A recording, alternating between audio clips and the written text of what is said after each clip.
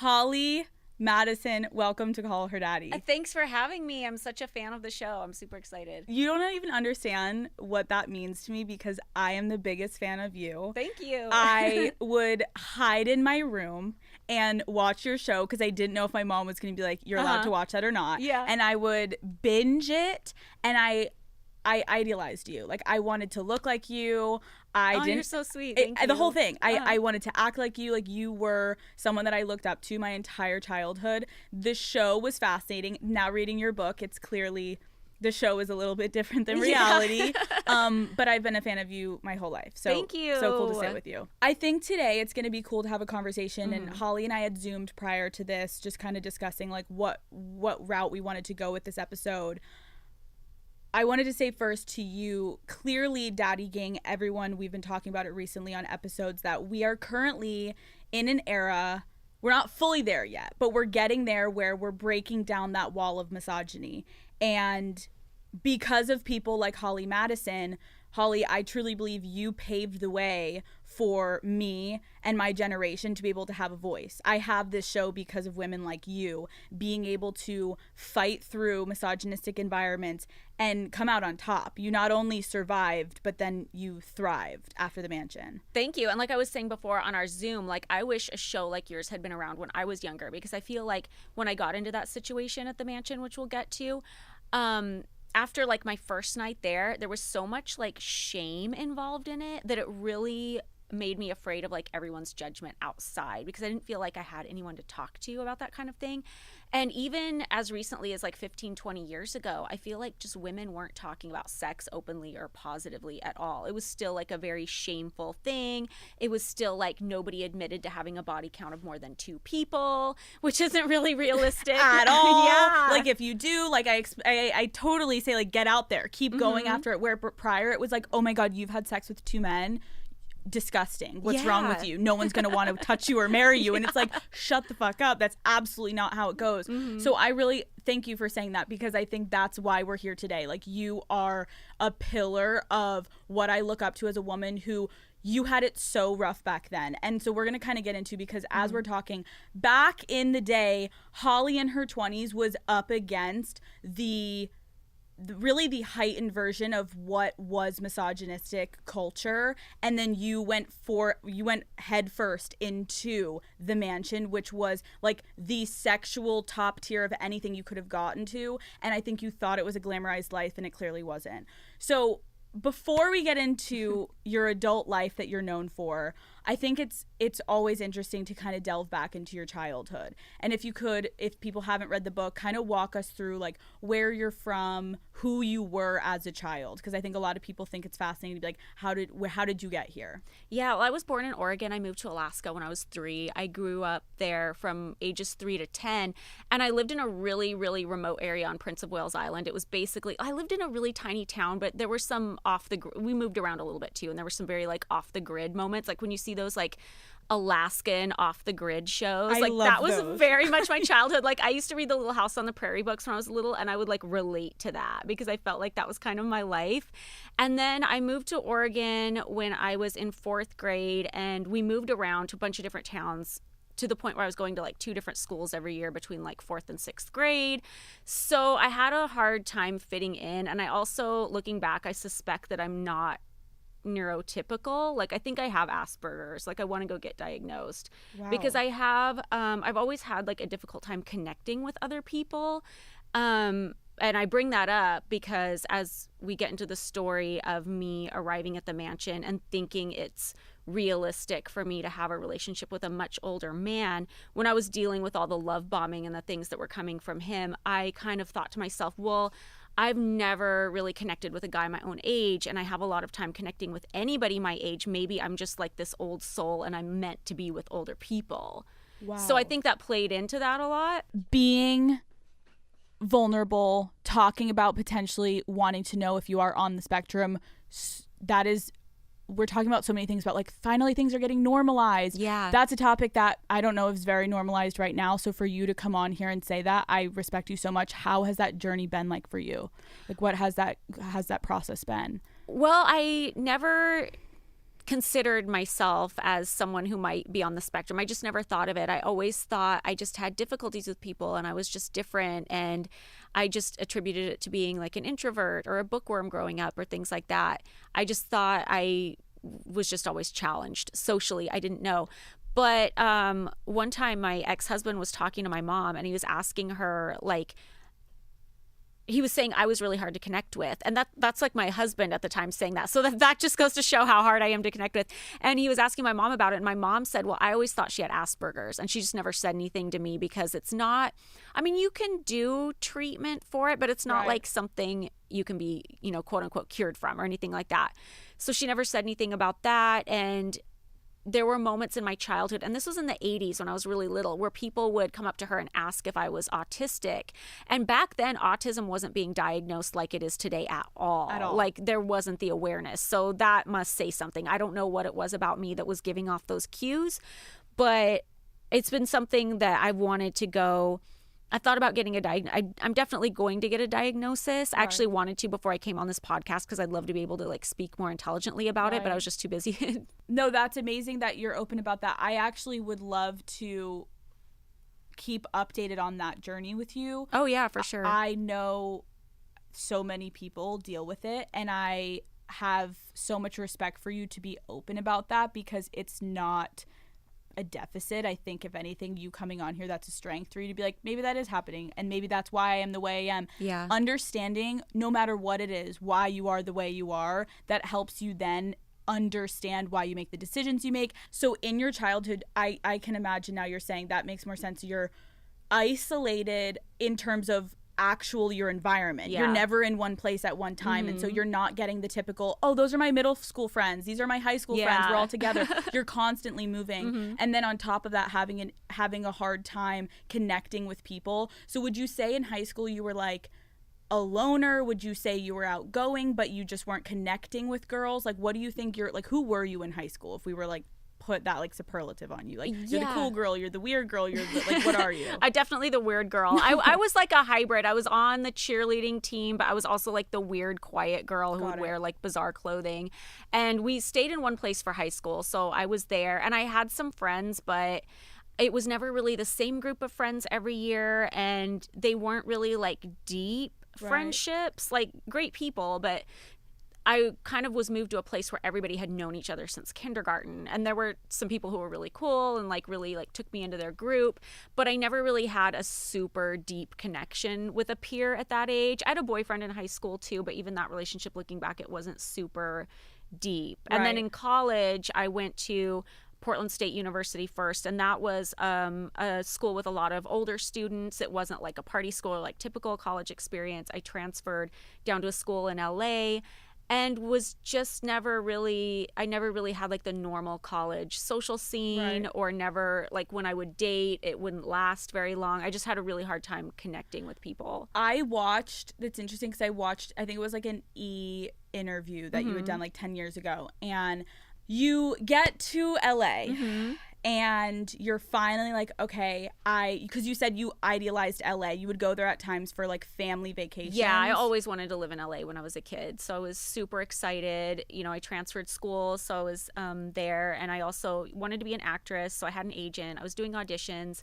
I had scholarships, but I had to keep my grades up to get my keep my scholarships, and also work just, you know, for spending money and for rent and stuff like that. So I was kind of trying to do too many things at once, like trying to get the good grades so I could keep my scholarships, and working a lot of hours waitressing so I could pay my bills, and also auditioning, and kind of failing at all of them because I was just trying to do too much at one time. And it kind of got me to this place where my roommates had all kind of like given up on LA and were moving back home. You know, my credit was shot to hell because, you know, I just wasn't that responsible with my credit cards. And I was kind of in this desperate place of literally like sleeping on somebody's couch. And I'd been going to these parties at the Playboy Mansion and, you know, seeing the community there, which all seems very nice on the outside. You know, all his friends like love him and talk him up, and he seems like such a nice person.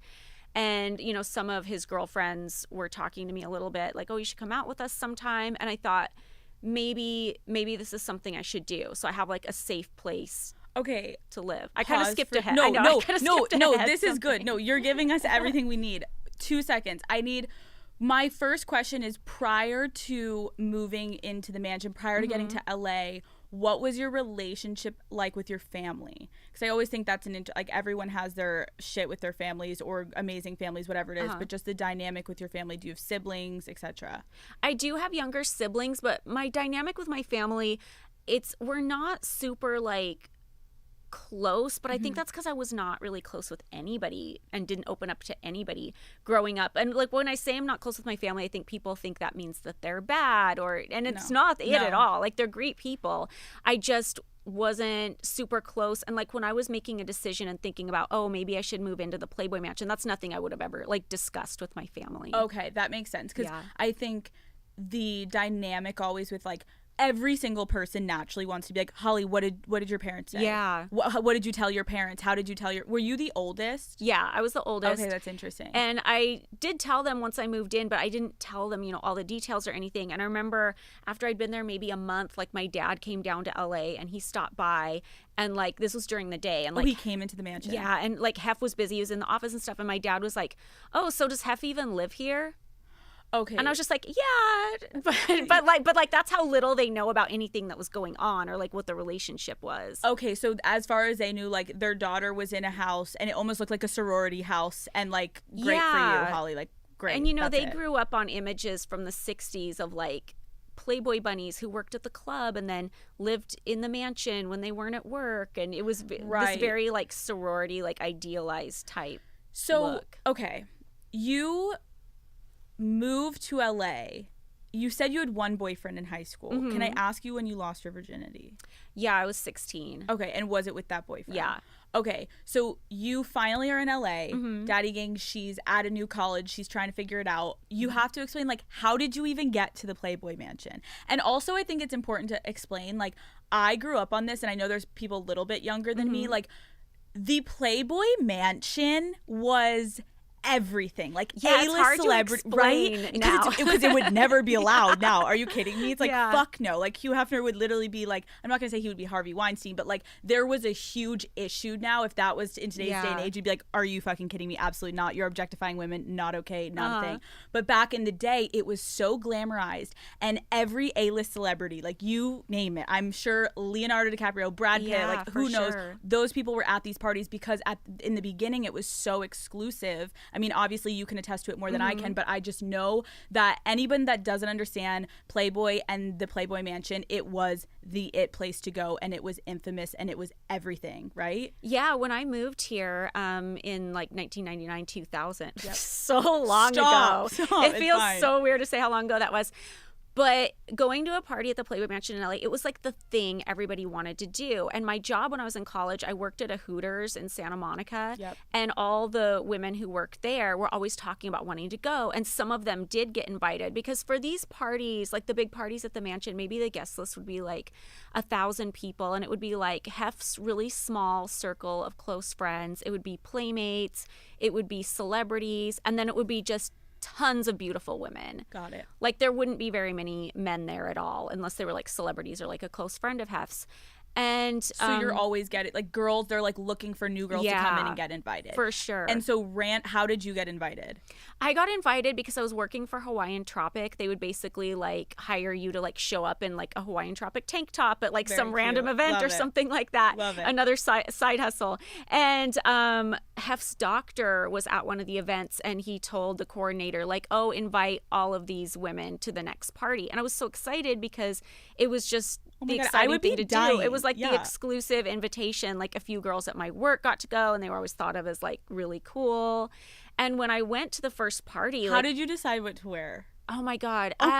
Well, it was a lingerie party, and obviously like I didn't want to wear anything too revealing because I was kind of nervous. So I went to like a Fredericks of Hollywood. Oh my God. I love it. You're like, it was a lingerie party, but I didn't want to wear anything too revealing. Well, I didn't want to be like thong out. Right. But I got like a corset, so I was at least like my stomach was covered. Hot. And I got like one of those little silk robes that go over it. Love. So I think I probably wore thong underneath, but still I was like kind of covered. Yeah. So I went, and there was another girl my roommate who worked with me got an invitation as well. So we were so excited that we both got the invitation, and we went to the party, and like the party didn't disappoint at all. It was just like the backyard where the party was. There was a tent over the backyard. It was so beautiful. Oh my God. Like you saw so many recognizable faces. Like the women were all so beautiful, and people always want to know like were there crazy orgies and stuff. I'm sure there were. I heard about it, but like I didn't see it when I was there. It was probably like too early. I probably like ended up actually leaving early. I don't know. You're like going to bed. Holly's like, I actually was asleep, but I'm pretty sure, because I remember like watching it, and everyone talks about the fucking grotto. Yeah. Like whatever the grotto thing, and everyone's like, there's probably orgies out by the grotto, and it was just this like fairy tale land. But it's also, I can only imagine how stress inducing to be. I'm like, I have my insecurities walking into that mansion, and I guess maybe in the beginning, although it was intimidating, you had nothing to lose. Yeah, for sure. Seeing all these beautiful women, I would be like, holy shit, the competition and how you have to look a certain way, and if you don't have blonde hair, like, are you even allowed in? Like those thoughts would go through, I think, any girl's head of just being super self-conscious in this type of environment, and it breeds insecurity. Yeah, for sure. When I went to my first party, I didn't feel like that because I just felt like lucky to be there. And I was just like, you know, seeing women that I recognized from the magazine. I'm like, oh my God, they're so beautiful. But living there, and once you're more just involved Then in the whole thing, yeah, for sure. Your first party. So you did see celebrities. You don't have to name drop, but like everyone was there. Yeah. How did you then slowly transition into getting into the actual house and being able to live there?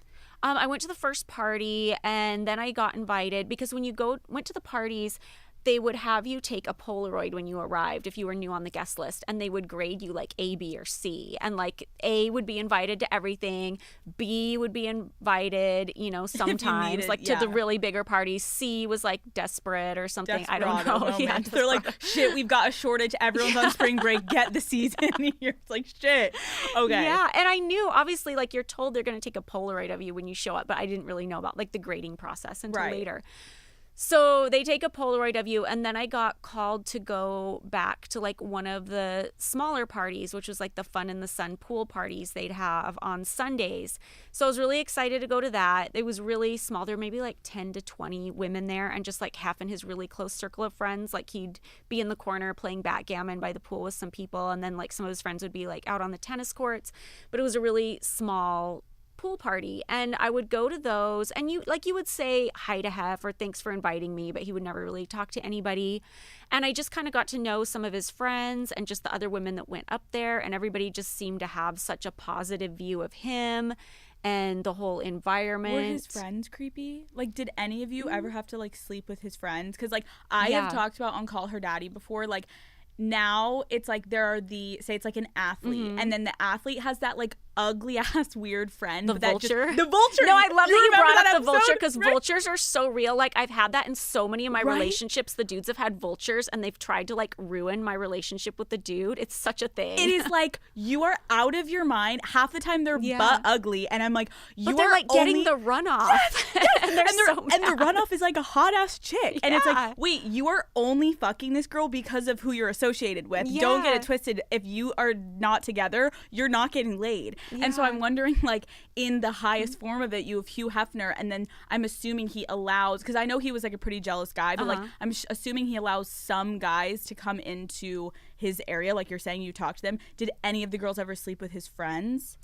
Not that I know of. Like, he was always really careful about just having other older men around. Yeah. And I know some of them would, like, try to talk to the playmates, but as far as I know, it would never really get anywhere. He was very selective about how he curated his friend group. Okay, I can imagine, because I'm thinking, like, the parties, like, if there's celebrities at the parties, imagine now in today's age, like, Bradley Cooper is walking up to your girl and, like, Hef's in the corner. Like, I'm assuming any girl's going to want to go for Bradley over, like, Hugh. Like, was there any issues with celebrities at the time talking to his girlfriends and then having that issue? Like, how did you just not talk to the celebrities when you kind of are the main girls as the girlfriends in the party situation? Well, a lot of the girlfriends did. Like, when I first moved in, there were 6 other women living there, and a lot of them were dating other people on the side. I mean, they weren't supposed to. That was like against the rules, and Hef was super jealous. Like, I've seen people come in like 5 minutes after 9 p.m. curfew and like get dressed down by him. So it was so strict, but like people would try to have side relationships. Oh, for sure. People would sneak out. People would be like dating guys on the side. They would always say, "Oh, I'm gonna fly home and visit my family," but they'd really be fully like going to see their boyfriend, fucking Kid Rock or something. Oh my God, I love it. I love it. They're like casually dating Kid Rock, like just the classic in the Playboy Mansion. Yeah. So you finally get in, because I remember in the book you were saying you basically, I love it, you have balls. You essentially walked up to Hef one day and you were like, "Do you think I can live here?" And like, and you said like you would like speak high pitched because he can't fucking hear. He's like deaf. Yeah. You're like, Hef. Yeah, he wouldn't. He lost his hearing in one ear, so I always felt like he couldn't hear me unless my voice was like really high pitched. And it kind of just built up over the years so that I had this like mega bimbo voice when I was talking to him. He's like, "That's Holly." Like, you're like, at least you can get his attention. And so he says, "Yes, come live." Well, I had to sleep with him first. Okay, but that is something I loved that you called Kendra out in it. There was like so many things that I wanted to discuss, but like I respect that in Kendra's book, she had said like, and then I moved in, and you're like, hold on.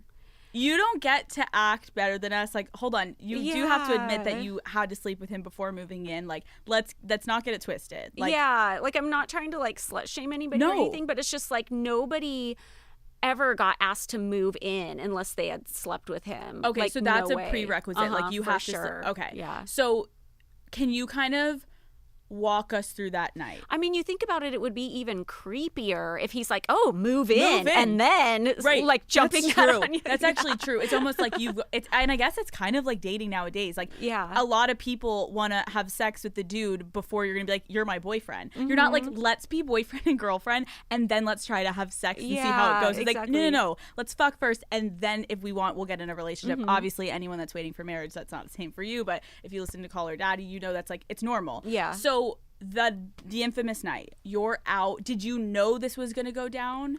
You know, I knew, I was prepared. Okay. And why? Because you thought you were going to potentially move in soon, and so you knew this was coming. Okay. So can you walk them through the night if they didn't read the book? Yeah. Well, I don't think I would have had the balls to approach him and say, "Oh, can I go out with you guys one night?" And the only reason I felt comfortable doing that is some of his girlfriends had already like casually suggested it, like, "Oh, you should come out with us some night." So the only reason I even had the balls to do that was because I was kind of desperate. Like, I was sleeping on somebody's couch. Totally. Like, I just felt like I need a minute to like reset my life. And I felt like if I could stay at the mansion and, you know, just have a minute, kind of like not worry about bills. Holly, that is so relatable. Like, I'm sitting here thinking like every single girl at some point in your life, not every single girl, but like I've been there where I was dating a guy that had money and I knew he was cheating on me, but I didn't want to let him know I knew yet because I didn't have anywhere to go. Yeah, you just need a minute. I didn't to have a figure job. Out your like, shit. yeah, I'm like, wait, where am I going to go? I'm living in New York. Like, I don't have a job. What am I going to do? So there is that like fight or flight moment of like, take care of yourself and then figure it out. So like, if I get in here, then I'll figure it out. And so I think as much as it may seem unrelatable, this crazy world, the theme of just being like, you don't know where to go and you're gonna do something that like may seem a little different than the classic go-to route of like, go get yourself a job. Well, when someone's saying, do you want to move into a mansion? I don't know. How old were you? 21? 22. 22. Yeah. Well, I think a lot of people may be like, maybe. So you have this idea, you go out with Hef. Had you known all the girls slept with him or just the main girlfriend? Because I know publicly, don't they say it's just the main girlfriend? Yeah. Okay. Well, I assumed they all had to sleep with him at some point. Yes. But it was impossible to get the full story because the girls would never talk about it, ever. And in fact, right after I joined the group, we went on a trip to New York and we were at this Comedy Central roast they were doing for Hef, and this journalist came up to me and asked me, just asked me a few questions. She goes, "So are you guys like a traveling harem?" And I just kind of laughed and said yes. And then one of the other girlfriends came up to me after the journalist left, and she was like, "What did she say to you? What did you say?" And I told her, and she goes, "No, we don't ever say that. Like, we don't ever admit to sleeping with him. We only say Tina does," because Tina was like the quote unquote main girlfriend at the time. So they would always kind of blame it on her so they could like keep their reputations intact, I guess. So it wasn't Hef's doing. Like, Hef, I mean, I'm like, I don't think Hef would give a shit if he's like, yeah, I'm fucking all these 7 girls. He wanted everybody to know. In fact, before I moved in, one of his girlfriends had gone she was a centerfold, and she had gone on Howard Stern, and she full on said, yeah, I live with him, but we don't have sex with him. And he ended up like banning her from the Playmate list. Like, she wasn't ever allowed to like do promotions for Playboy again. So he's fully trying to make sure the narrative is he has sex with all these women. Yeah, absolutely. Which is sort of true. Yeah. Okay. Yeah. So you go out that night. Mm-hmm. I remember you saying you're getting really hammered. Really as wasted. I think any girl would do as they're chilling with this like 70, 80-year-old dude, and you're like getting ready for like a potential night. You get back to the mansion. Well, first he tried to offer me Quaaludes, which I turned down. Dude, tell the daddy gang what he called them. Tell me that exact Yeah, okay, the interaction. whole story. Okay, I gotta back up a little bit too, just to show you where my mindset was. Okay. So I'd been coming up to the mansion parties for about a year at that point, and I was at a point where obviously I didn't know Hef well. I'd never really had like a major conversation with him, but I'd gotten to the point where I kind of like admired him and looked up to him because he was so successful, and he seemed like such a nice person who was so like generous with all his friends and always throwing all these, you know, pool parties and buffets, and everybody spoke so highly of him. Right. And just from the outside, everybody seemed really happy. Like, I did notice that a lot of the girlfriends didn't show up to like the pool parties and things like that. And I wondered why they didn't like those things. I didn't know. Right, you're but like, it's a pool party. It seems fun. Yeah. Right. So maybe that was like a hint that they were miserable, that they didn't want to show up to those things, but I didn't see it as that at that time. It just, everybody seemed really happy from my perspective at the time. And he showed a documentary about himself, which sounds funny, but he had a screening of this documentary about himself one of the nights I was there, and I watched it, and it told this whole story about how he had this problem. He had a secretary who ended up killing herself because she got in some trouble with the law or some big long story. Right. And he was saying how like he didn't do drugs and he didn't ever want drugs in the house, and he felt like the FBI was trying to like set up this woman to like rat him out and say there were drugs at the house. So he was like talking about how he was like anti-drugs, didn't want drugs at the mansion or something. So when we're out at the club and he offers me these Quaaludes, I thought I was being tested. I thought he was testing me to see, is this girl going to like bring drugs into the house, or is she going to do drugs? So I said no. And he was like, I go, no, I don't do drugs. And he goes, yeah, I usually don't either. But, you know, in the 70s, we used to call these thigh openers. And I'm like, okay. You're like, so listen, Grandpa, get that thing the fuck away from me. No. Wait, and so girls would take them? Absolutely. He would hand them out for years after I moved in. Like, there got to be a point where his source wasn't available anymore, so he stopped handing them out maybe like 3 or 4 years after I moved in. But he would hand them out every night, and people would accept them. Just because it would like relax them, and then it's like they're going back to have sex with this dude. Like, at least they'll be relaxed and not realizing like what the fuck is happening. Yeah. Okay. So you deny. Love it, Holly. You're like, woo, woo, woo. You're like, no, I thought actually I was passing test number 1. Yeah. So you're like, but now I'm going to go hit the vodka super hard. Yeah, totally. And we always smoked weed when we got back to the house, too. Okay. So it was like always wasted. Like, I don't remember a time in that bedroom I wasn't wasted. Okay, that's helpful. Love it. So you get back, and the bedroom, or the, what is it called? The bed routine, or the nighttime routine. Yeah. What does that even mean? Well, everybody would go upstairs, you know, after we went out. Yep. And basically everybody would have sex, and I didn't know what to expect. Like I said before, I assumed everybody was having sex with him, but I think I had the feeling that, okay, well, this is my first night out. Maybe I won't be expected to do anything my first night. Maybe I could kind of like ease into it. Maybe I could kind of like, sounds creepy, like I'm being a total looky-loo, but maybe I could kind of like see what's going on, or like see what this entails, or maybe somebody will explain it to me. Yeah. But then when I got up there, I was so wasted and was just kind of like thrown into it that once it was done, there was something about the experience that made me feel very out of control. So it sounds a little counterintuitive when I say feeling out of control in that situation made me want to like stick to that situation more, because other people might say, well, if you were uncomfortable with that, why didn't you just fucking run?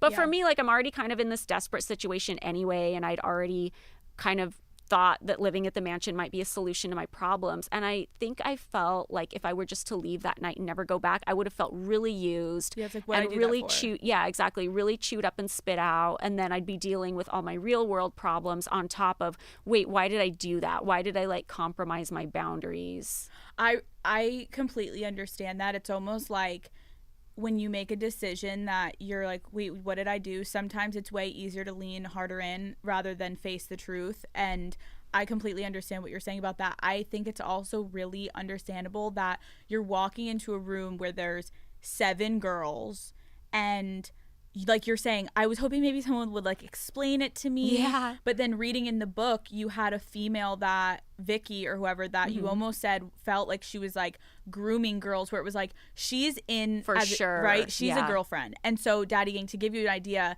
this girl was already in the mansion. She would then go find girls that weren't fully girlfriends that could come back those nights basically to have sex, so she didn't have to have sex with Hef. Like, that's how what it sounded like it was like. Yeah, because not everybody would have sex every night. Like, if somebody like kept their underwear on, that meant like they were on their period or something like that. And of course people would try and wear their underwear as many nights as possible, but then Hef would always pressure them. Or if somebody wore, he's like, you've been on your period for 2 months. Exactly. Stop. And I think for her, like, she used to tell me that she was like the quote unquote lesbian of the group, like not meaning she was actually a lesbian, but that she would go out and recruit other girls. And she's like, I chose that role, and I always kind of felt like it was to win favor with Hef, but also like to take pressure off of her. So like if she's keeping her underwear on and not having sex as much, like he doesn't really put pressure on her because she's the one who's always bringing girls in. Also, I can only imagine how intimidating, like at 22, I'm trying to picture myself in that environment, and any girl listening, you can try to picture it too with me. Like, I remember in the book you said the like 2 screens are on with porn on, the lights are low, like it's a full, basically like it sounds like an orgy happening. But like, I guess my question is, had you ever had sex in a room with people watching you? No. So like not at all. Like, I'd only ever had like the most boring basic sex ever. So I'm assuming like that's first of all shocking. Like I can imagine you're like, what is happening? And then I remember you saying like it was the fastest situation. Like 1 minute there's a body on top of you and the next it's like over. And I guess he like, does he always just jack off to finish himself off? Yeah. He never comes in a girl. No. So after that though, I remember you also saying you were hiding behind Vicky. Like, I felt so bad for you in that moment. I was like, oh my God, poor Holly. When that all went down, also, does he ever pleasure girls? Like, did he ever get a girl off, or is it all of you just getting him off? No, I don't think he ever did. I'm trying to think. Right. I'm trying to go back and be like, no. Now that you mention it, Alex. No, that wasn't his thing. Like, it wasn't his thing to ever pleasure the women. No. So no one was getting fingered. No one was getting eaten out by him. I mean, he might like finger people, but it wasn't like a big effort. Let's get you off. No. So everyone's in the room faking orgasms. Yeah, for sure. So it's a full show, kind of like everything else. It's like not just in the bedroom, everywhere else. So you leave that experience, and that was huge to me because I so resonate with what you're saying. There were 3 types of girls you said after those moments of having sex with Hef. It was the runners, the hustlers, and then the fighters. And can you describe that tier system so they can understand that? Well, I felt like, over the years, I would see so many women like just come in for like one night, and some of them would just disappear. Like, you'd never hear from them again. And that's kind of, I think, what most people think a quote unquote normal reaction might be. Like, if you went upstairs and didn't really like what you saw or what you participated in, that you would just leave. Totally. And then there were people who, I like other women who lived there before me, and some who came during, who, I mean, I wasn't close with these people. I didn't get along with them at all. And I don't want to like assume I know what was going on inside of them. But from the outside, they seemed like they were just really good at like hustling. They knew exactly what they were going for. They came straight from like the strip club. No offense if you're a stripper. I'm not saying every stripper is the same, but they just knew the hustle and they were good at it, and they seemed a little more detached, where I felt like I was just internalizing like all this shame. And I just felt like by sticking it out, I was just fighting like for myself and fighting to like get something out of this experience, I guess. I think I understand what you're saying. Like, the girls that almost went in there when they got into the room and the lights were off and all the girls were there, they anticipated that. They understood like, this is the first step, and then the next step is hopefully I get to move in. Like, they obviously understood what they were trying to get out of this.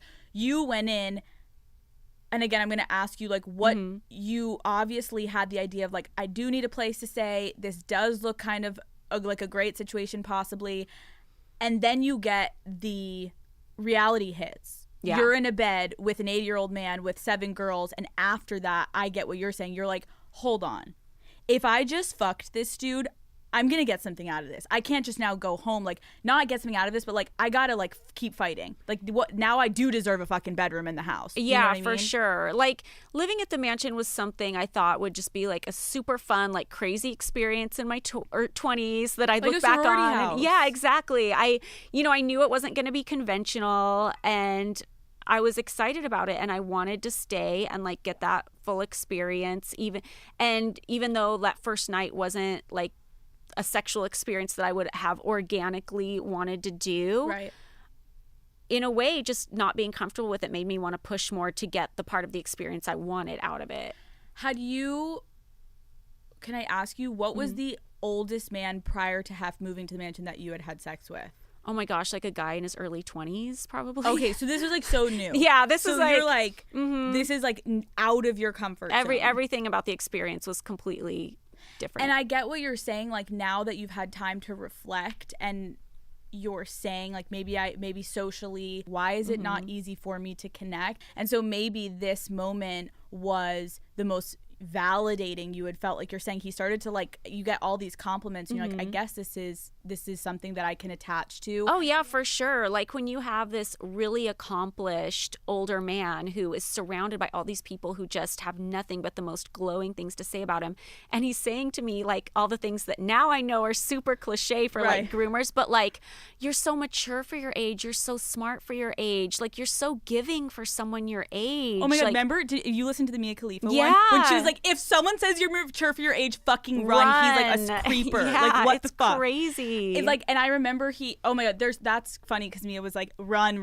But I get what you're saying, but it is kind of like a weird, intoxicating situation that you're being put into. For sure. Like here was this man who'd accomplished so much and seen so much, and he's telling me that like I'm really special. Like it's hard not to buy into that because you want to. So completely. So you move in. You're one of 7 girlfriends at the time. First, can you kind of like give everyone an understanding of what this place was like? You move in and there's like allowances, curfews. You're trying to look a certain way. Yeah. Like, can you roll that out for us? Oh my gosh, it's hard for me to know where to start because there were so many things. Like there's the 9 o'clock curfew, which was one of the few rules I knew about when I moved in. Like I always hate it when people say I knew what I was getting into because I absolutely did not. Like I thought I kind of had like a hazy idea of what living at the mansion would be before I moved in, but nobody breaks it down for you. Like I think people imagine it being like 50 Shades of Grey, where the woman is like sat down in a conference room and given this long contract and you're told exactly what's going to happen and what do you consent to and what do you not. It's not like that at all. Like that's what I remember you saying too. Like, what a weird dynamic with the girls. They if anything, they try to glamorize it to the girls outside, so more girls come in at times. Like, yeah. They wouldn't tell you anything.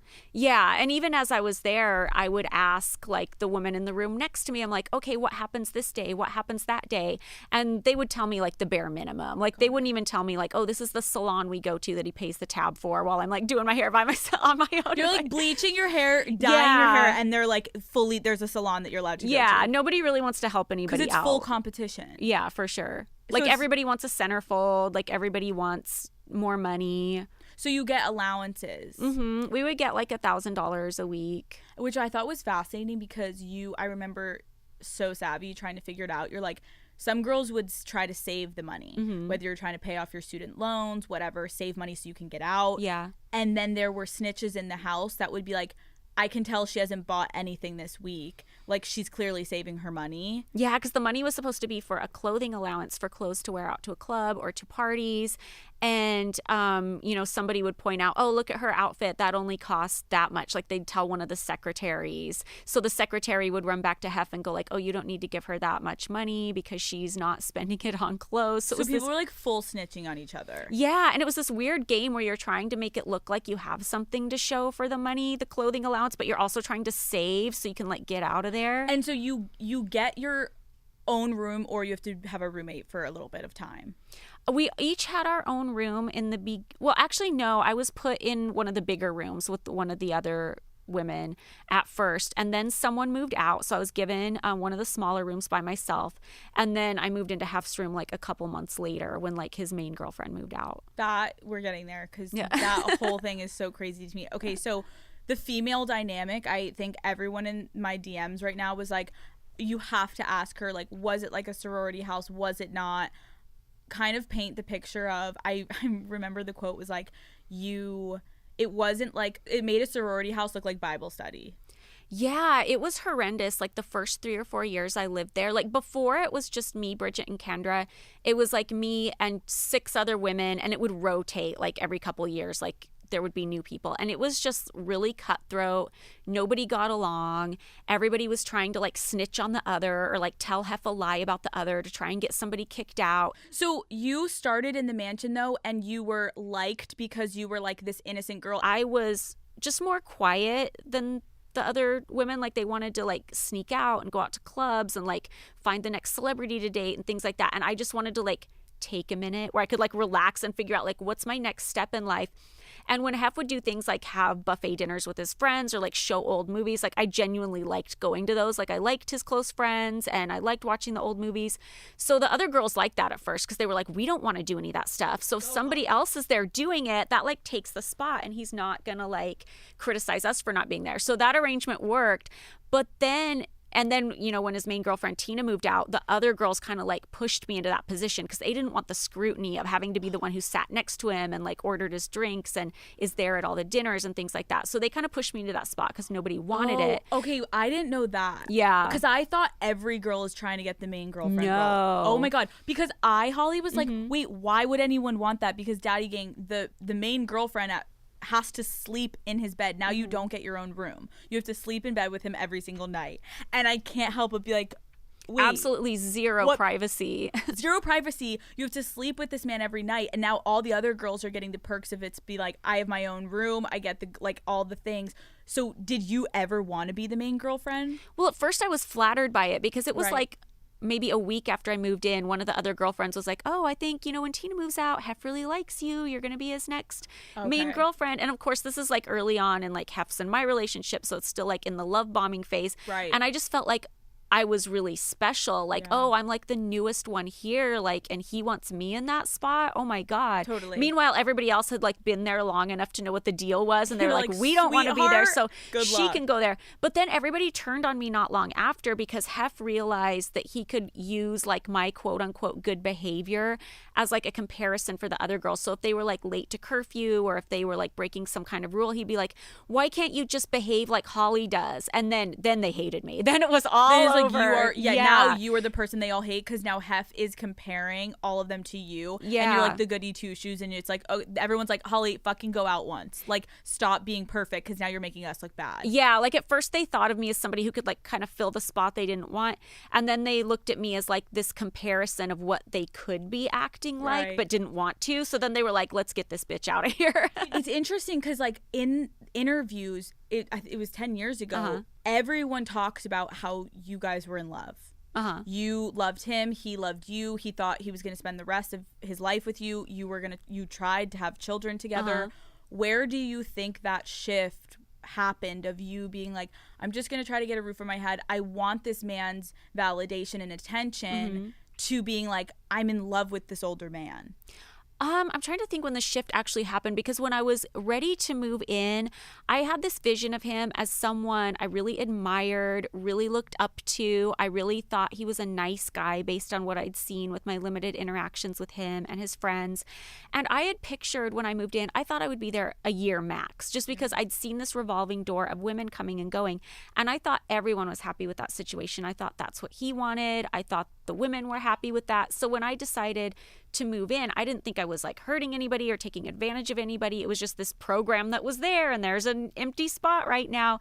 And I had just pictured us like having this friendship, I guess, because I'd seen other girlfriends of his kind of come and go, and they were always portrayed as like having this really close friendship afterward, and they'd always come back to the parties, and they always looked so happy to see each other.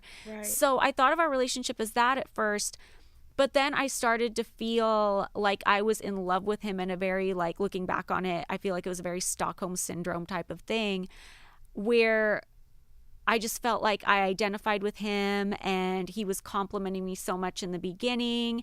And I just started to, in my mind, blame all the other problems on the other women. Like, oh, this is a miserable situation. But if these other women weren't here, it wouldn't be like that. Right. And I think also I felt so attached and connected to him because after I'd had sex that first night, I had just kind of locked myself into the situation in a way because of like the shame involved, the shame of like, where do I really stand on this? Did I really think this through? Is this even like within my boundaries to be like having sex in front of a bunch of people? And I was thinking about it today when I was coming here.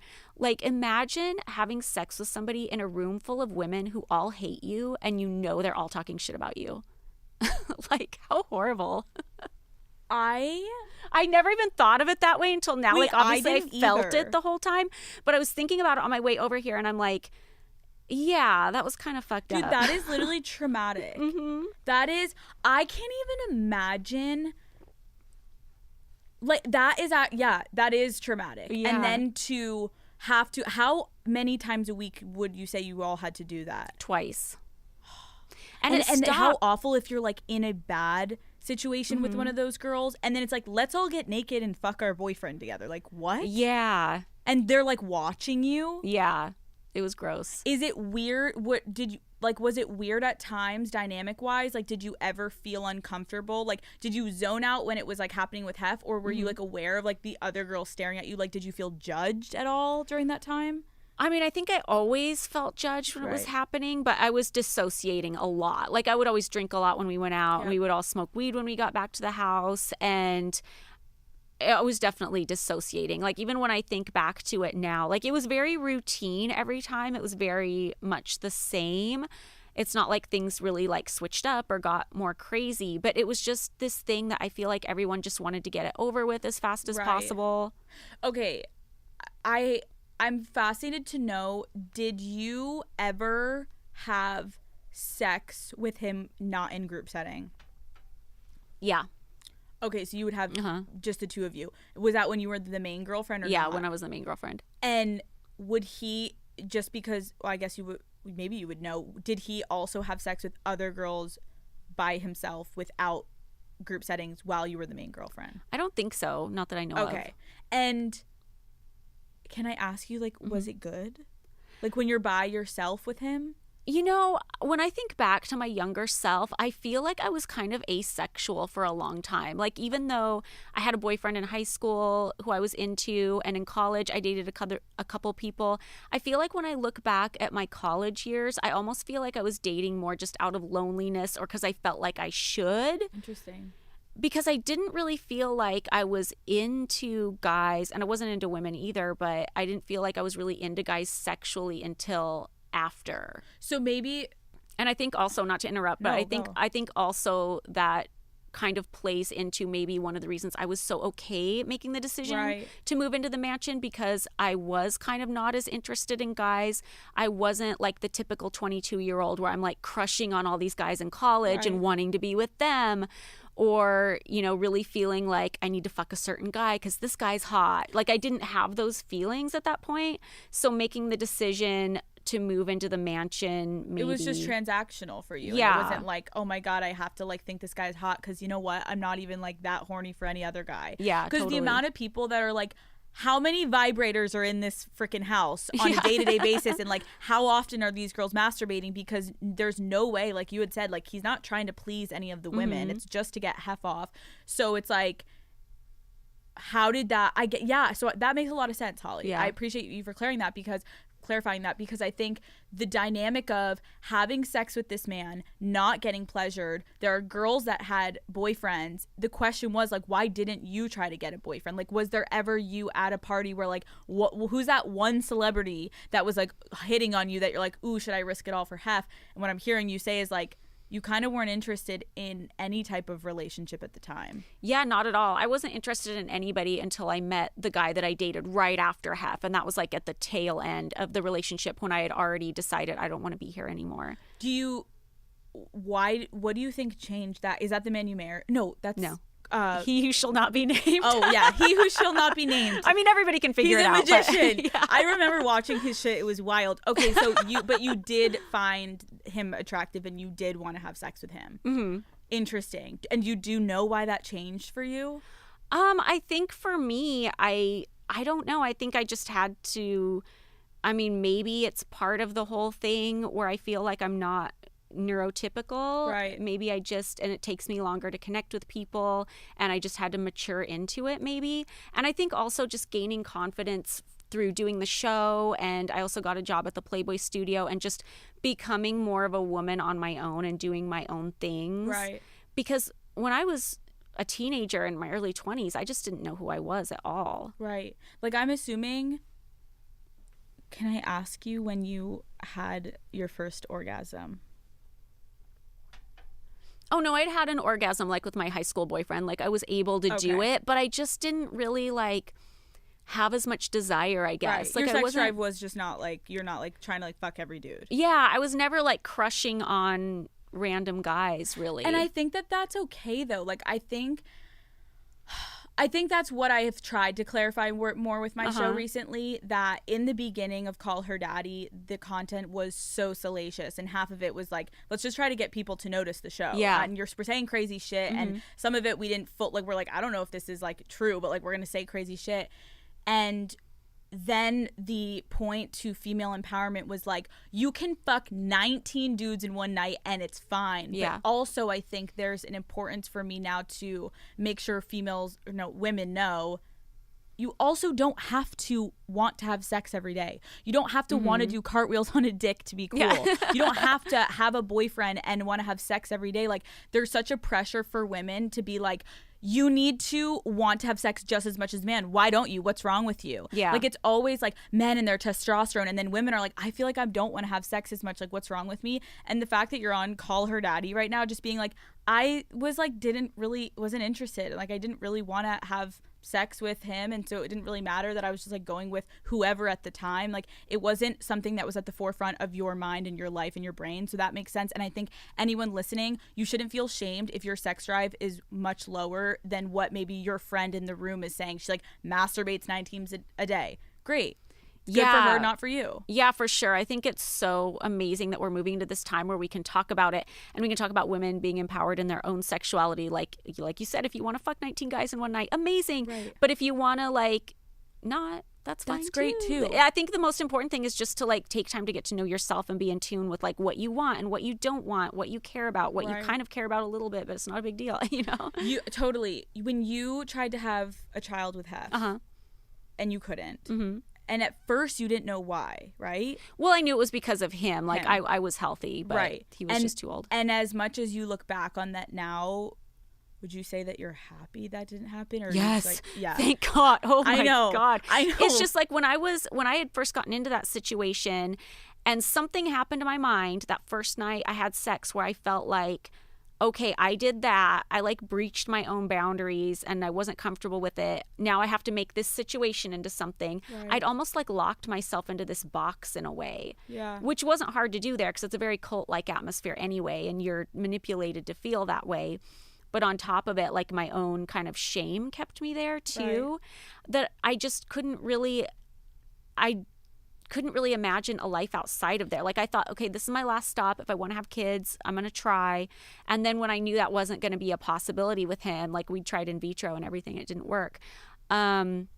I was like, okay, well, if I'm not going to have kids here, that's something I need to think about. Right. Like, this is really like a death sentence in a way. Sure, yeah. What resonated for me, and I know a lot of women would be able to relate, is like, you were in a fully verbally and emotionally abusive relationship. 1000%. Yeah. As I'm reading this book, I'm like, holy fuck, this dude is not toxic. He is abusive. Yeah.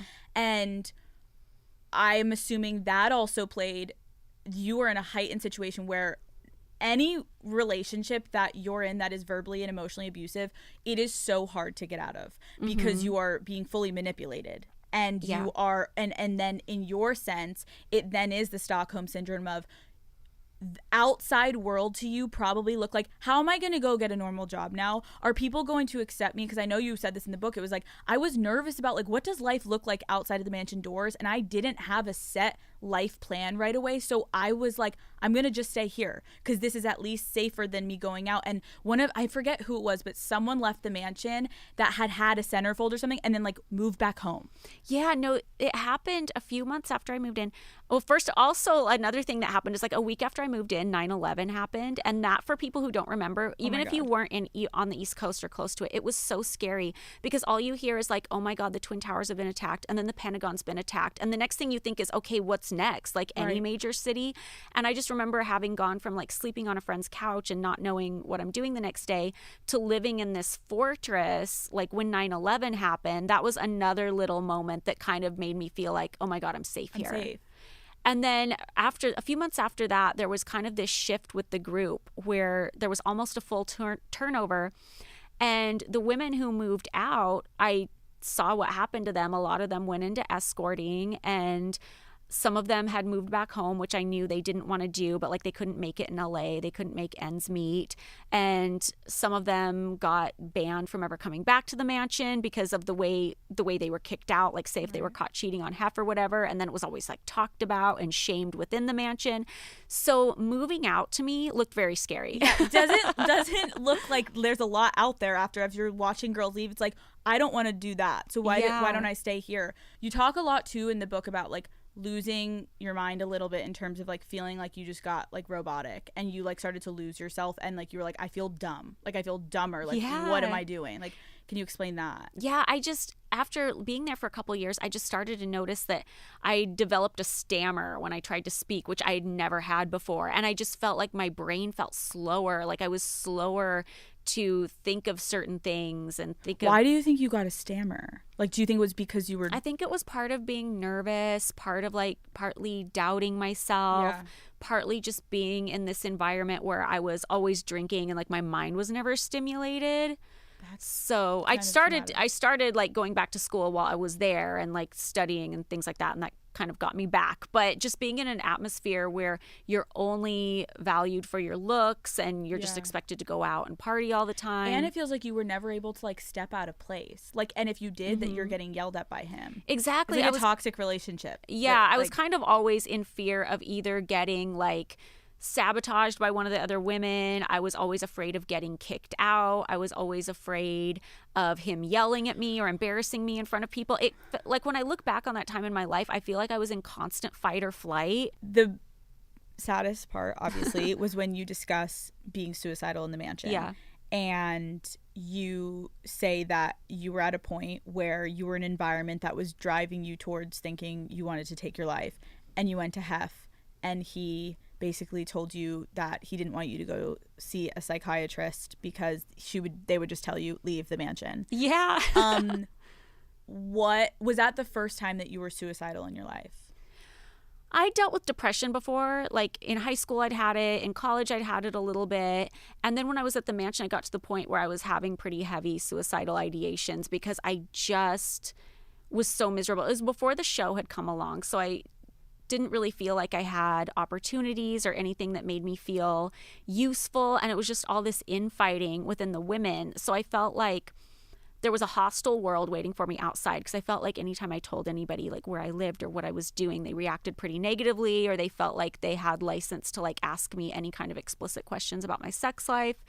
And I hated it there. You had mentioned that to me in our conversation. You were like, people would feel the need, they would come up to me and felt it was okay to say to me like, ask me sex questions, and it's like, today no one would ever ask in an interview the questions that you were asked back then. Yeah, especially in a situation like that, because if a situation like that was going on today, you might look at those women and be like, are you okay? Yes.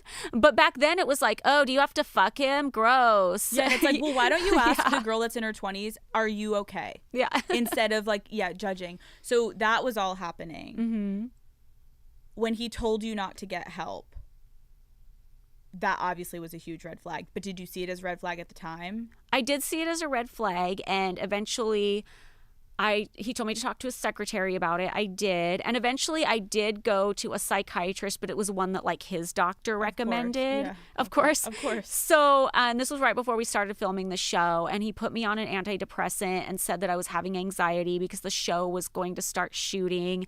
And even though the show turned out to be a really good opportunity, I remember when we were told that this is what you guys are going to do, a part of me was really scared because I've always been pretty private and I had wanted to be in the entertainment industry in some way. That was like kind of what attracted me to Playboy in the first place. But I had always thought of it as like being an actress or like hosting a show, something like that. Like back then there wasn't even social media. So I was pretty private. I was scared to like live this life publicly on the show, especially since there was like so much shame involved in it for me. And I was just stressed out because I always felt tricked at the mansion. I always felt like, dude, the contracts. You had a contract with the Girls Next Door starts blowing up. We're going all the way back to the Mia episode yet again. It's like, what is with girls getting handed contracts and you have 2 seconds to sign it and you're threatening them? And I'm pretty sure that's literally illegal. And they said to you, like, you have to sign it now. And then there was also speculation that Kendra wasn't there to sign it and they like forged her signature. Yeah, I don't know for a fact if that's what happened, but I remember hearing all the talk in the office about it, like, oh, Kendra's not here this weekend, but we have to get this signed. And I don't know like if she actually signed it. Like maybe she thinks she did, like maybe they handed her a paper like the day she got back, and maybe they were lying to Bridget and I and saying, oh, we need the papers this day and you guys have to sign it, and maybe they didn't really need it that day. I don't know, but in my opinion we signed those contracts under duress because it was like the three of us, as far as I know, each had a reason for not wanting to sign it. It was like, no, you have to sign it or there's not going to be a show, and you know what you like, you live here, you have to do it. And you were nervous to sign it? Was it because you wanted to like make sure that you were getting something out of it, or was that like the first season? No, it was like, I don't remember what season it was. It was like midway through the whole show, because when we first started filming, they didn't even pay us. They just like expected us to do it. They didn't pay us. They also didn't inform us when the nudity was going to be unblurred, because we were filming this with the full expectation that everything was going to be blurred, because you can't show nudity on cable TV at that time. Yeah. And, you know, for people who might not understand if they've never posed nude or anything, you might think, well, if you pose nude, why would you care if there was like a naked video out there? But there's just different levels for everybody. You know, some people, you know, if you're Mormon, you wear a garment under your suit all the time because that's what you're comfortable with. Some people feel comfortable changing in a spa locker room in front of other women, but they would never pose nude. Some people feel comfortable posing nude, but they wouldn't want like a video of them walking around naked broadcast around the world. Absolutely. So when we're doing this show and we're filming like our nude pictorials, which is in front of like the Playboy crew, and like they do this for a living, they don't care. We're comfortable being naked in front of them. But we had the expectation that any video of us would be blurred and wouldn't be shown. And somewhere in the middle of the first season, they decided to take the blurring away, because Hef would always screen the show the night it came out, like after the Sunday movie. Right. Or before the Sunday movie, I don't remember. So when he showed one of the episodes, all of a sudden, like halfway through one of the seasons, the nudity wasn't blurred. And we're like, oh, okay, all right. But they never told us that. And you're not making fucking money from No. it. So it's like, how fucking wrong? Yeah, they just thought that because we lived there that, you know, they just owned us. And we were always told we were replaceable. And eventually, of course, we got paid for it. And then when the contracts came along, I don't remember what season we signed the contracts. It was like midway through the whole thing. And Bridget didn't want to sign it right away because she wanted her lawyer to look at it, which is totally reasonable. I think Kendra was gone and I think wanted her manager to look at it, which is totally reasonable. I didn't want to sign it because I felt like it was creepy, because I felt like I was signing a contract to be in a relationship, basically.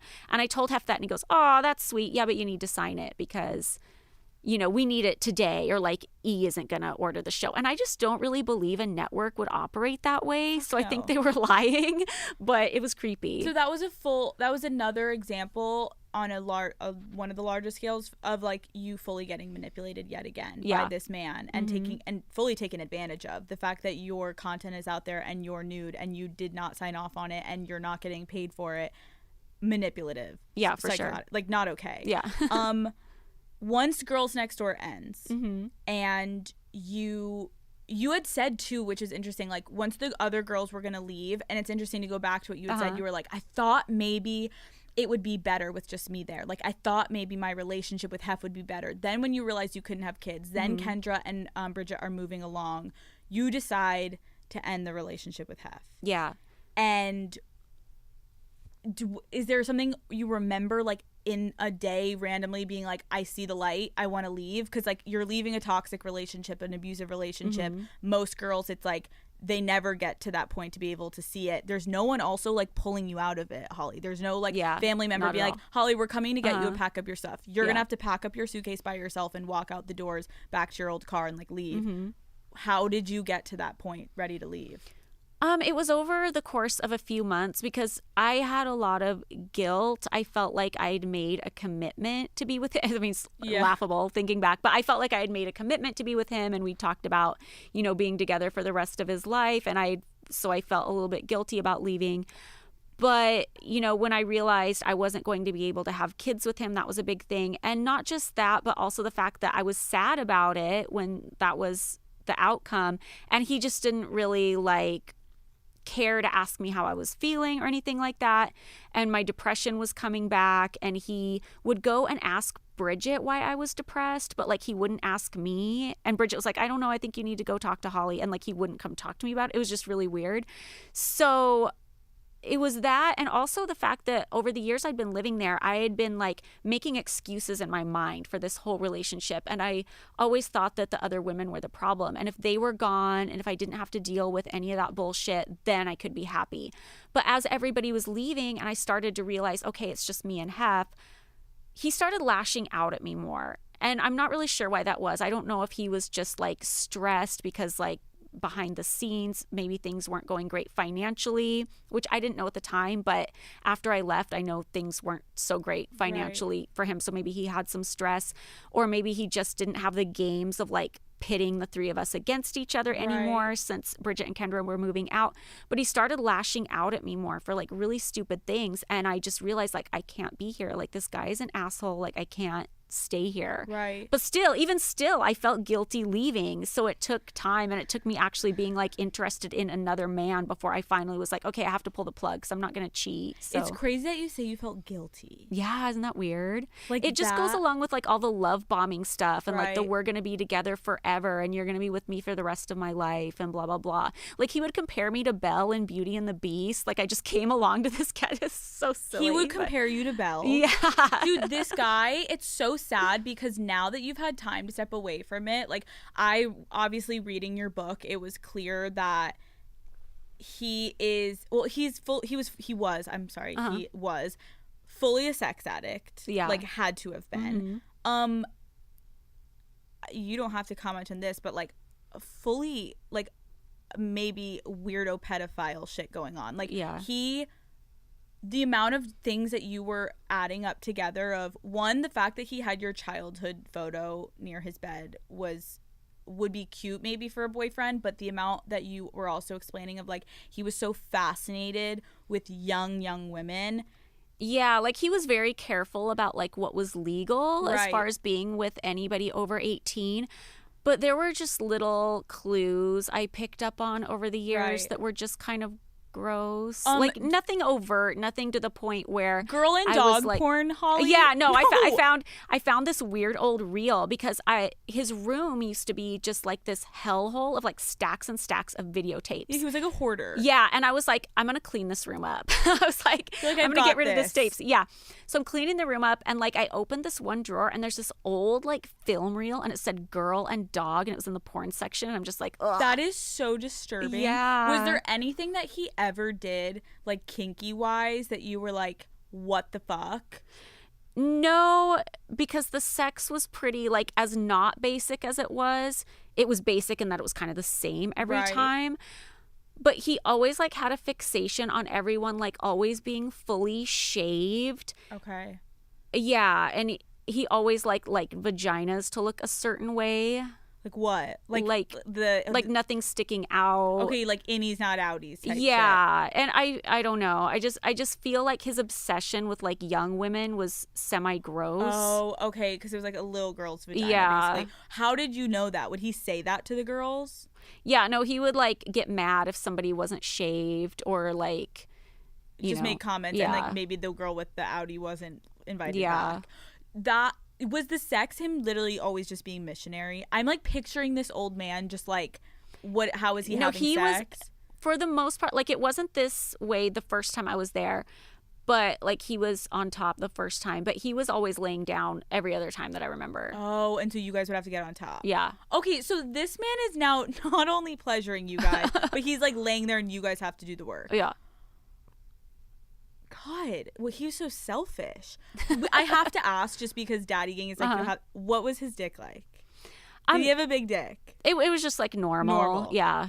There was like, nothing, like, and he always had to take Viagra. Yeah.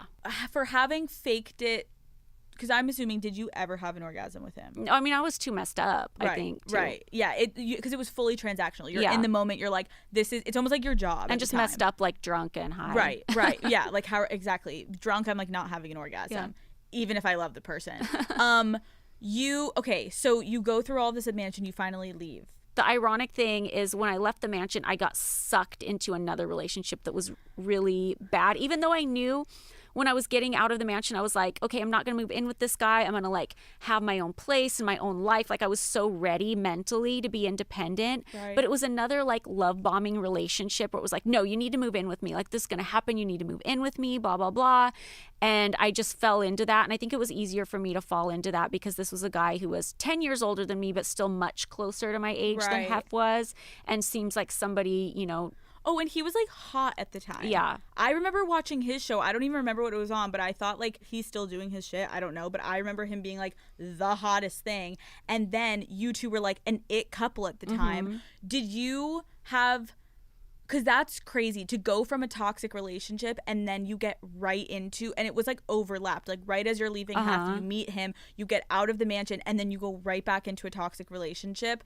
How long did that relationship last? Not very long. It was only like 4 to 6 months. Okay. And then you were like, you put a halt to it. Yeah. You're like, what the fuck is going on? I'm repeating patterns. You may look a little bit different, but it's the same situation. Yeah. I really feel like that was sent to me by the universe to just be like this final like dot on the I, just to be like, okay, you need to never like get into a relationship like this again. Right. Because I was given a different version of the Hef relationship, just with a younger person and without like the whole culty type scenario around it. Do you find as you've grown up now and like you look back on these years, do you find something that you feel like you could help someone listening that feels like they keep getting into toxic relationships? Like, what was it initially about these people that drew you to them? And then how do you feel like you kept getting, how did you go from Hef to that immediately? Like, was it familiar to you that you thought, did you have in mind, like, I'm going to try something different, but you went right to the same thing? Or were you not thinking that? Like, make sure I go to something different.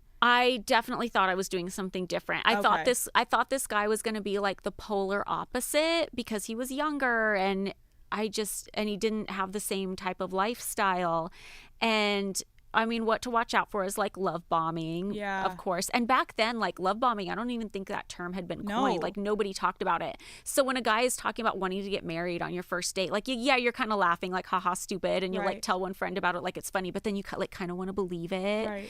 So I would definitely like not take people too seriously if they're like laying it on too strong in the very beginning. Because do you even want somebody who like wants to like marry you without even knowing you? Like that's creepy. That's a really good point. Yeah. And just like wanting like pressure to move in together too soon is a really bad sign.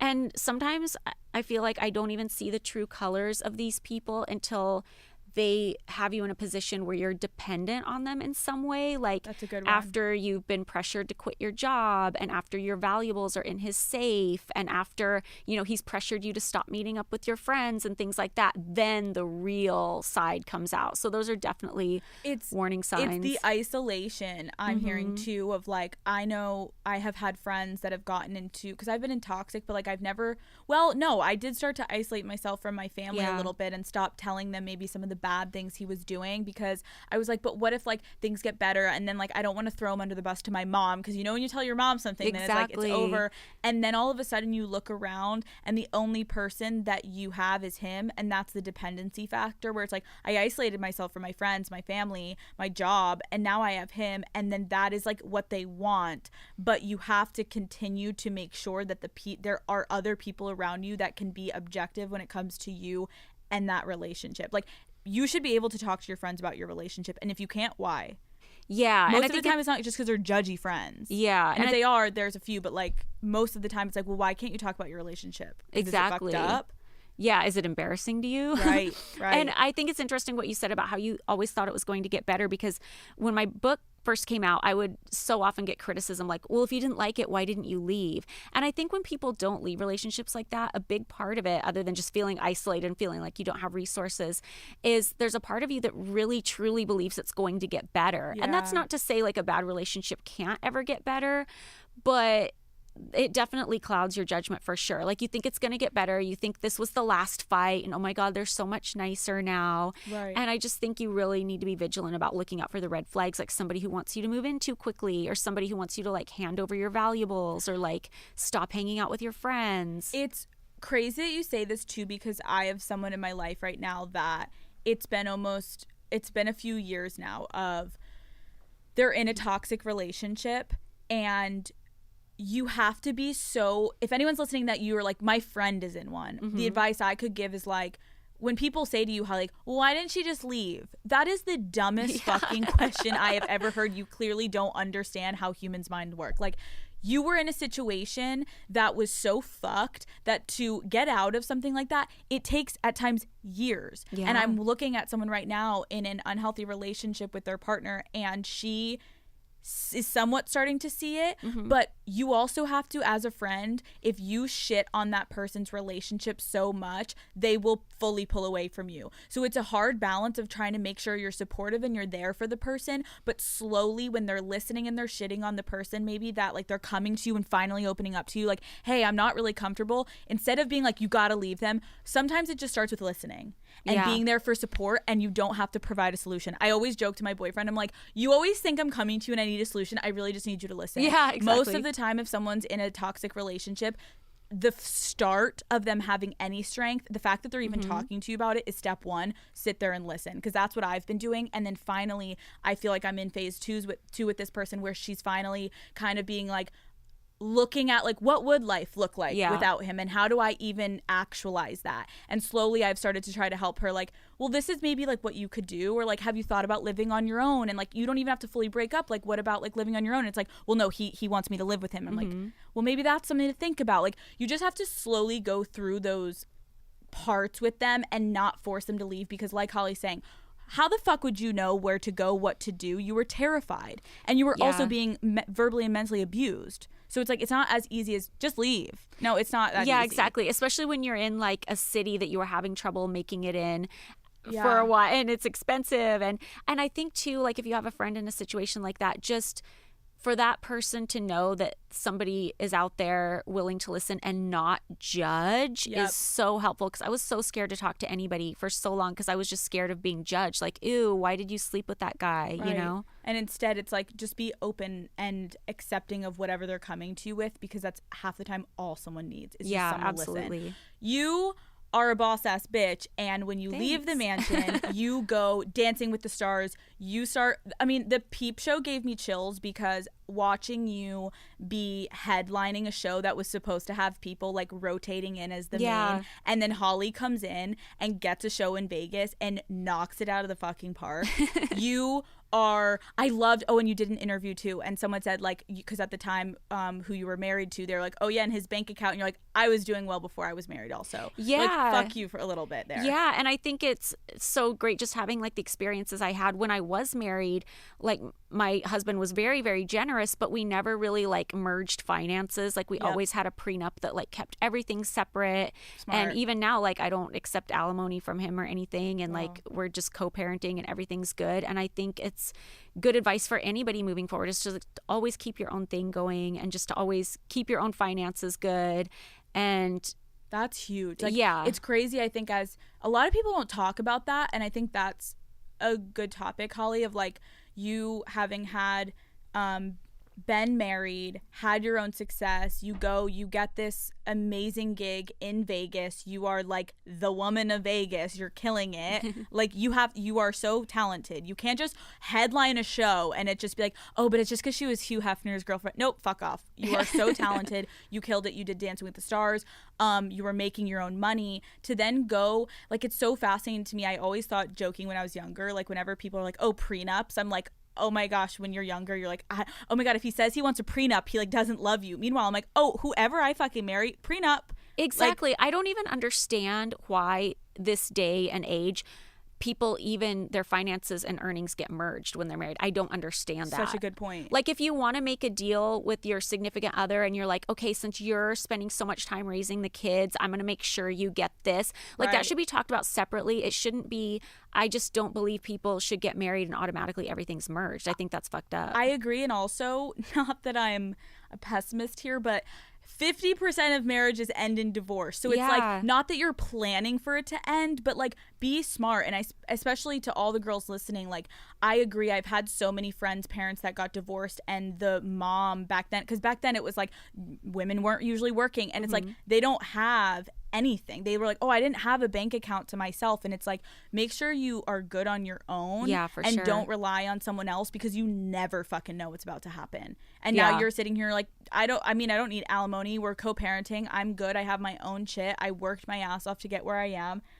And now you're sitting here with me, and I'm like, I'm in shock that you're here. But like, it's amazing, your journey of saying you were suicidal in the mansion, you were getting abused, and mentally, physically, all the things are just like down in the dumps, and now you're sitting here and you're like, oh, I'm a boss ass bitch, I did all of this. You can go through hardships in life, and then you can rise from the motherfucking ashes. Absolutely. Like I think you can take almost anything you've gone through and turn it into something positive. And I think that's part of, you know, what I was holding on to when I was there and just hoping things would get better. I'm like, I have to turn this into something. Like I don't want to look back on this and think, oh, that was that shitty night where I felt, you know, used and chewed up and spit out. Like I want to thrive. Yeah, and exactly. Like I said, you not only survived, but you thrived. Your book now, having had come out, when you look back on writing it, I had said to you, obviously there was some shade getting thrown from both you, Kendra, everyone. Yeah. Do you feel like now you still stand by everything you said in the book, or is there anything different that you feel, or are you kind of still on the same page? Oh no, I'm 100% still on the same page. There's one tiny little nitpicky thing. Like I think I commented a lot about on other women's like plastic surgery at the mansion, not naming names or anything, but I would say, oh, this person had so much filler in her face, she looked old. And it wasn't like I'm even trying to tear her down. I was more trying to make a commentary on how toxic everybody's like dysmorphia and body issues and the competition were there. And now plastic surgery is so much more common, but 15 years ago it really wasn't. So when I stepped into the mansion and I'm hanging out in one of the girls' rooms and she's like pinching her stomach and saying, I need to get lipo, and then she picks up the phone and orders chocolate cake for breakfast. It was just like a whole new world. I was just like, wait, what is happening like here? Like a TV show. It was just like plastic surgery was so common. So I think I would like word that different, because going back I kind of look at it and I'm like, oh, it sounds like I'm being catty or mean, and that like wasn't the point. It was more like I'm just trying to comment. And I've had plastic surgery. I don't care. I don't think there's anything wrong with it.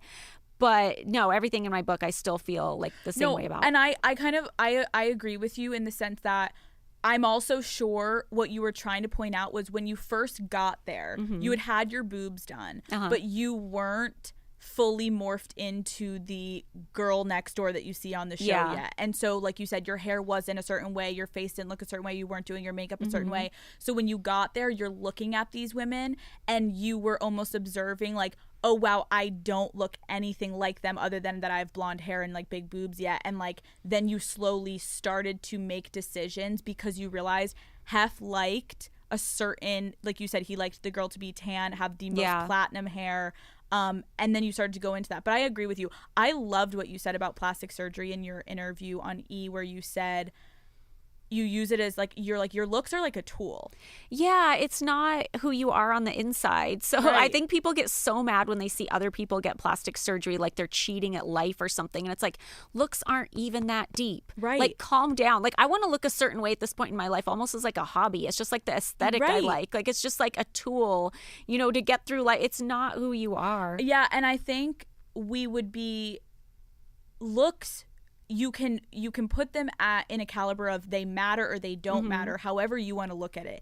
If you care about your appearance, I said this with Mia off camera. We were talking about why does no one shit on a guy if he has a 6-pack abs? But if girls are trying to make sure they look great, why are girls getting shamed if they want to get plastic surgery or they want to work out and get that 6-pack? Like, we never comment on men and their bodies, but women, it's so fixated. Like, why is she getting plastic surgery? Because I want to. Yeah. Because I want to look great, because I think I'll look great. And you don't have to get a boob job. You don't have to get any plastic surgery, but I want to. And you're saying, like, you use it as a tool, especially in the field you were in. You're like, I'm thriving, and looks in your field mattered. Yeah. So it's like, why not play up that? But also, it has nothing to do with who you are inside and what else you have to offer and your brain. Yeah, exactly. Like, they're completely separate. So I think the shaming of, I agree with you. I'm kind of really happy that there has been a turn in society recently that women are feeling more open to be able to talk about any type of plastic surgery, and it's not, because it used to be shamed. Yeah, for and sure. I'm hoping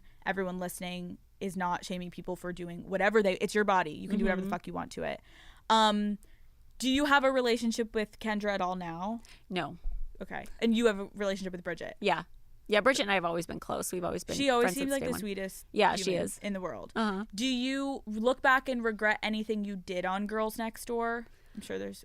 I mean, when I look back at Girls Next Door, especially the first few seasons, I see myself just coping. Like, I was really stiff and not open and just like a robot and just saying the type of things that I felt like Hef would want me to say and things that made him look good. Right. And I almost can't really regret that because I don't know how else I would have coped. Like, now, you know, in front of the camera for anything, I'm just myself and I'm more open. And in a way, I'd love to look back and be like, oh, I would have loved to have been myself more, but I mean, I couldn't have. Right. There's no way I couldn't have said what I was really thinking or feeling. Like, I would have been like, it would have been cut. It wouldn't have made it to the airways. But yeah, I was just super guarded. I was just super nervous about just putting my private life out into the public. Which I think a lot of people would be. Yeah. Not a lot of people like sit in front of microphones like we're doing right now and like casually chat about the men that they've slept with. Like, it's not that normal to a lot of people. Yeah. That was one of my only last questions was like, I remember, I think you said on Zoom, it's interesting. You had said, has the relationship you had with Hef affected your male relationships past that moving forward? Like, are men super insecure? Do they not care? Do they think it's cool? Like, what is their relationship to that? Some have been really insecure. Like, some have just like raked me over the coals for it and just wanted to like ask a million questions about the sex and every little detail. And at that point, this was like before I wrote my book, so I hadn't even like gone back and processed it myself at all. So it was like traumatic for me to relive it through them like being angry and attacking me for it and attacking me for it as if it was something I had done while I was in a relationship with them. Yep. So some guys are just super insecure and can't deal. And I remember a lot of men. Yeah. And I remember that now, like, if I'm in a relationship and I want to ask my boyfriend about an ex, I always take a step back and I'm like, okay, like, where am I being jealous? And am I asking him about some crazy person he doesn't even want to remember? Because I know what it feels like on the other side. I know what it feels like to be like attacked from a jealous angle. It sucks. What is next for you? Like, are you just enjoying being a mom? Like, what are you working on? Like, what's up? I am enjoying being a mom. I have a couple TV projects that are coming out later this year, which I'm the annoying guest who's like, I have a really exciting project, but I can't tell you anything about it. I love it. But like, secret project coming up. There's a couple cool things. They're both for TV, and it's just one is really confidential that I just participated in. It's not like my thing, and the other thing is more my thing, but I have to wait for the network to talk about it. Okay, so I want to see Holly Madison back on TV. Yeah. I want to go rewatch Girls Next Door, then read the book again, then listen to this episode again, and then by that time, hopefully whatever your secret project is, I'm like giving you beaming eyes. Hopefully we can watch you somewhere, because you are, not only are you entertaining, but you are now at a point where I think I know so many women look up to you, Holly, and Thanks. I am so fortunate to have you sitting on this couch with me and having this interview. Thanks for having me. I'm so excited to do it. Thank you.